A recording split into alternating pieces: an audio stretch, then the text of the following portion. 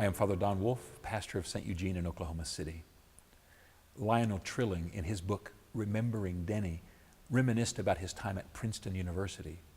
He grew into a famous intellectual and a man of distinction, although his origins were deep in the Midwest and of no particular advantage or note.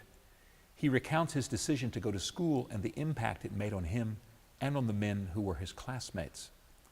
And he recounts a bit of advice he heard from one of the men he knew who was a kind of mentor to him, someone a bit older who was thinking about the same things he was.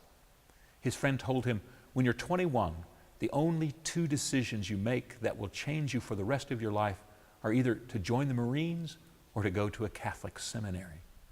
In both cases, there are places where the candidate is invited into a life of full-scale commitment and gives himself over to thorough formation. No one enters and then leaves as the same person.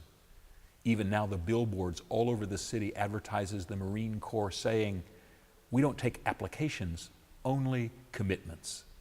Clearly, the seminary is the same. What is it about commitments that matters so much?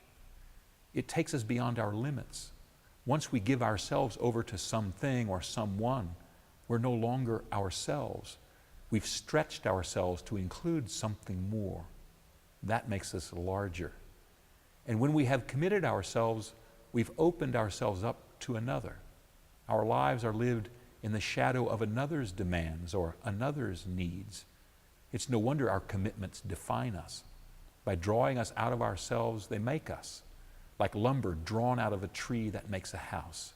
So our commitments draw us out to make our lives. We live at a time when we're almost phobic about committing too much or too often. It's not uncommon for young men and young women to reach their 30s without having made a life-changing commitment to anything or to anyone. It's also not uncommon for these same men and women to feel like their lives have not yet started. In truth, they haven't. They're still waiting for the wood to be sawed and the walls to be put up. It's not possible to build until there's building material. So don't be afraid to commit. Be wary of only two things. Be wary of those who invite you to commit your life but give nothing back. When the commitment is only one way, then it can become abusive. And make sure the offer is worthy of the gift. In fact, Jesus promises that those who commit to Him receive everything back. Even the time given away is promised to be returned in the endless life of eternal blessing. Commitment to Christ is the promise that life begins. I'm Father Don Wolf.